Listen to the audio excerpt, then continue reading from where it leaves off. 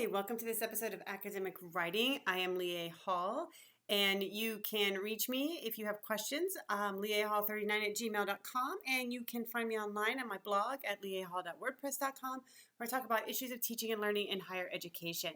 Now, today's video is called How to Run a Writing Group, and I had a previous video, which I will link to in the description, about what a writing group is and how do you get one started, just the basics of forming it. So once you get it formed, then you have to enact it. And so what we're going to do in this video is I'm going to present to you a series of questions that you're going to need to consider. I'm going to give you a little bit of commentary in terms of my own thoughts, but these are things that you'll have to work out with your group in terms of running a writing group.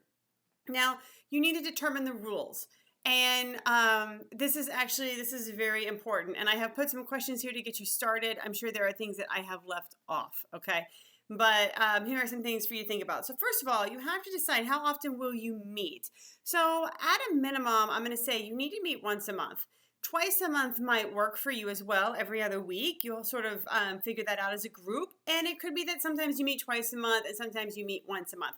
So there could be sort of a rhythm and flow to it depending on people's writing and work and how it's progressing. Or some months you might have two meetings and have both of those meetings, and other months you might find it necessary to have two meetings, but you cancel one.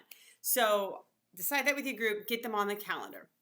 Then, how long will you meet for each session? All right. So you might find an hour is all you need. You definitely don't need more than 2 hours. I would say you probably need somewhere in the range of 60 to 90 minutes.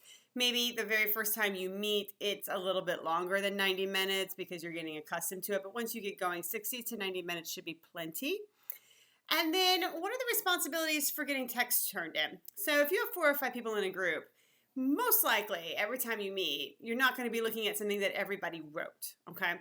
So you need to think, though, if you're going to be submitting a text, or if somebody in the group is going to be submitting a text for you to read and critique, then people in the group have to have time to read and critique it. So as a group, you have to decide what is the deadline for turning in a text. And then you also have to decide, are we on a schedule where week 1, these people, right, can turn in writing for us to critique, and the next time we meet, these other people get a turn. These are all things that you have to work out with your group, or you're just going to sort of say who has something, right?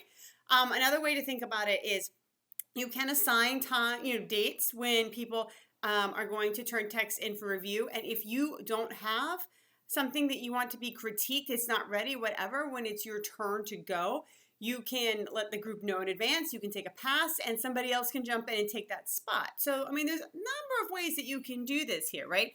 So, but you need to be clear about this is when, as readers, we need your work. All right. Now, something that I did not write down here that you're going to need to think about is how much are you willing to read? So 2 or 3 people going at a session, right? You don't want 20 pages or more that you have to read. So usually I would say keep it between 10 pages maximum, which means that you're not reading, if somebody's working on an article or a dissertation chapter, you're not going to read the whole thing in its entirety. Okay, you're going to read a section of it. And then the author is going to need to sort of contextualize that a little bit for you so that you know what it is that you want, they want from you. So that gets us to the next question. What are the responsibilities of the reader? So if I'm reading a text and I need to critique it, what do you expect out of me? What does the group expect readers to do? Okay, and it might be that you want writers to give specific guidelines. And sometimes writers will have specific things that they want feedback on. And sometimes it might be more generic things. So it can range in that. And you have to decide, what are the responsibilities of the reader? What kind of critique do you expect? Do you want written feedback? Do you not want written feedback? For sure, when you get together, you're going to discuss it. But you need to sort of be clear about written feedback, verbal feedback only, both. The reader can decide. The writer gets to give direction to the reader, which I would recommend. Or, is it okay if the writer opts out of giving direction to the reader for critique and the reader just sort of, does whatever? You have to figure that out. And then how much time does each member get during a session? So when I used to do this, I think we gave 20 minutes. Maybe sometimes you could give 30 minutes to a writer. Okay, so if my piece is on the table for getting critiqued, we have only 20 or 30 minutes, whatever that timeline is, right, to discuss my text. And we get with it as far as we get with it, all right? And when that time is up, and we move to the next person. That next person gets their time. You want to keep it so that we're not sitting there, somebody getting more attention than others. You know, which this can be a reason for why you might want written feedback, because you're not going to get necessarily time to hear everything. But that's, again, up to the group. So the idea here is we're going to respect everybody's time. If we're staying for 60 minutes or 90 minutes, whatever that is, and we're going to divide that up by 2 or 3 people, however we do it, then that's what we live by, okay? And when time is up, time is up. And then how often will your writing be critiqued, okay? And so this sort of gets back to what I said earlier. Do you get to go once a month? Does everybody have the option to go every time? And I think you have to sort of be, there's some give and take to that, because sometimes you won't have, even if you say everybody can have their writing critiqued every time we meet, sometimes it won't make sense for everybody to bring their writing to the table.